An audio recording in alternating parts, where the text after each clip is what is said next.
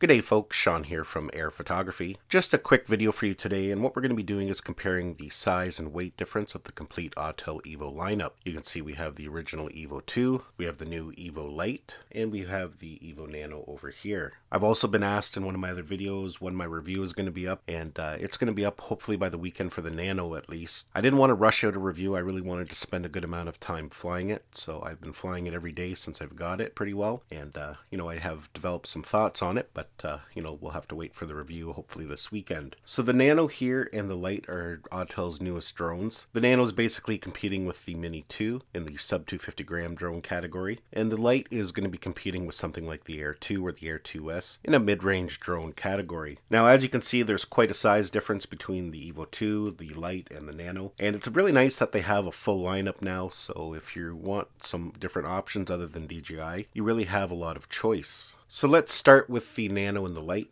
I'm just going to hold them up here so you can get a good visual size difference comparison. I'll give you a side view here as well.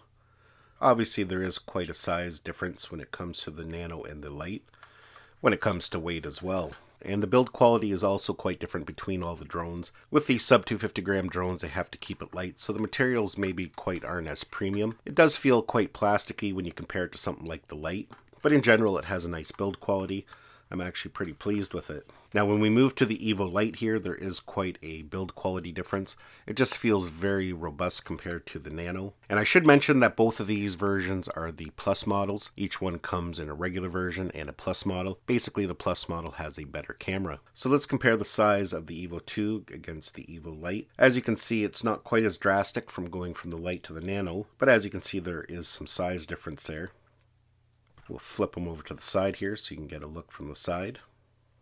Now if we look straight down at the cameras, you can see the cameras look very similar. Of course the Lite has that red ring around it. Both are 6K, both are a 1-inch sensor, both have an adjustable aperture from f2.8 to f11. I think there are some differences between the two, but they do look visually very similar. I'm going to unfold them here so you can get a visual of the footprint each one makes. I don't know if I'll be able to fit it into the whole camera view here, but we will try. As you can see there they are unfolded. Now let's get the Evo Nano in the mix here, so you can kind of get a good size of the overall footprint. I know I can't get them all in there exactly, but close enough.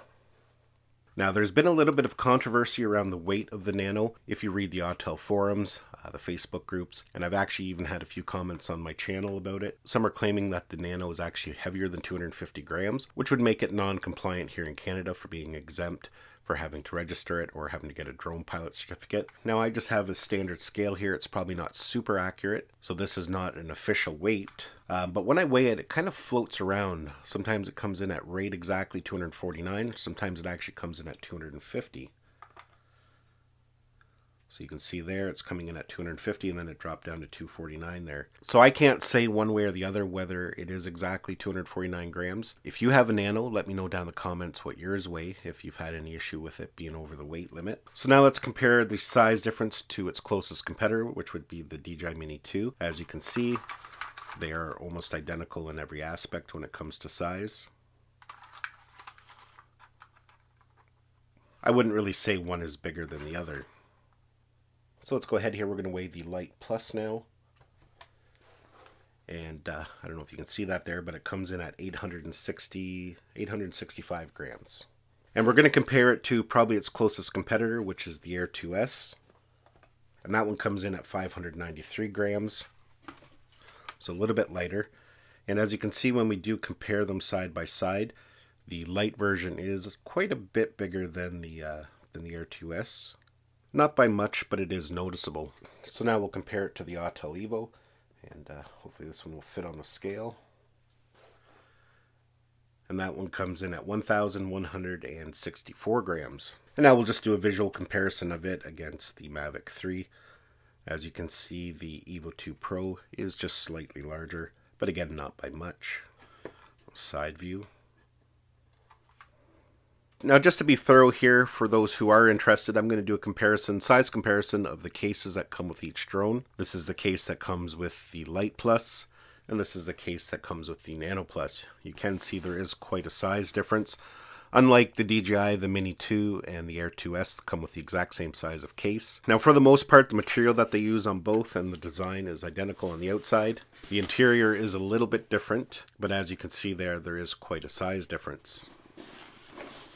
Well folks, that's basically it for my video. That's the size and weight comparison of all three drones that Autel is currently now offering. Now as mentioned, if you are interested in one of the new drones that Autel has just launched, either the Lite or the Nano version, make sure you stay tuned to my channel and make sure you're subscribed, as I will be covering them fully over the coming weeks and months, starting with reviews that will be coming out on the weekend. And then we'll dive in deeper to some of the other features that they offer, like hyperlapses, night photo, vertical shooting, and tracking once it's available. Hopefully you enjoyed this video and got some value out of it. Give it a thumbs up if you did. It's always greatly appreciated. Don't forget to subscribe to my channel so you don't miss any of our upcoming videos, and we'll see you in the next one.